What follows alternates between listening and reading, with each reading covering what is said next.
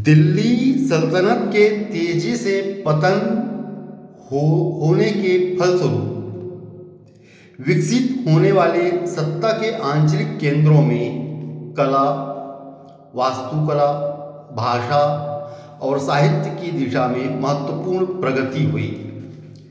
जैसे दिल्ली सल्तनत का पतन तो हो रहा था, सत्ता परिवर्तन हो रहे थे।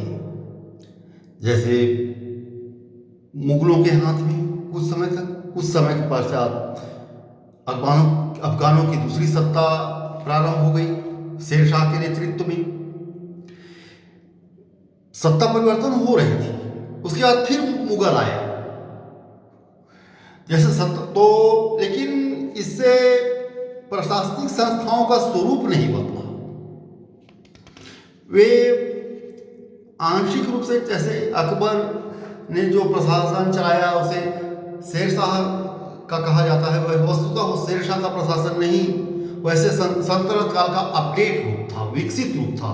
थोड़ा परिवर्तन के साथ शेर शाह ने सल्तनत काल के कार्यक्रमों, प्रशासनिक संस्थाओं, लगान पद्धति, कर वसूली को जारी रखा, राजस्व वसूली, राजस्व संग्रह को जारी रखा।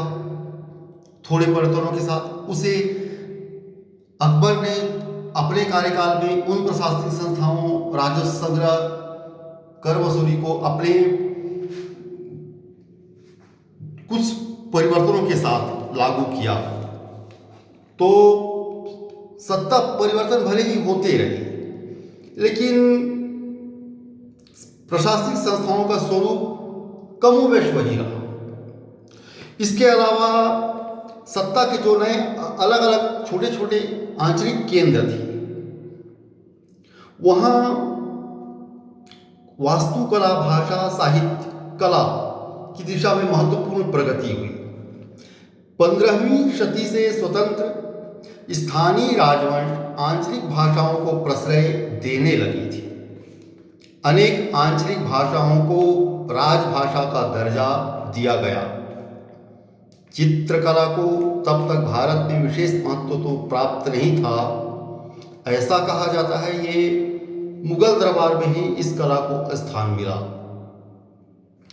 तो लेकिन सत्ता के आंचलिक केंद्र इस मामले में उन्होंने अनेक प्रगति की। भाषा, वास्तुकला, साहित्य के क्षेत्र में बाबर ने हिंदुस्तान की दौलत का भी वर्णन किया है। इससे वैसे उस काल में हिंदुस्तान की समृद्धता का अनुमान लगाया जा सकता है। समृद्ध तो था ही, इसके अलावा गणित के प्रति भी उनका ज्ञान पर्याप्त रूप से विकसित था।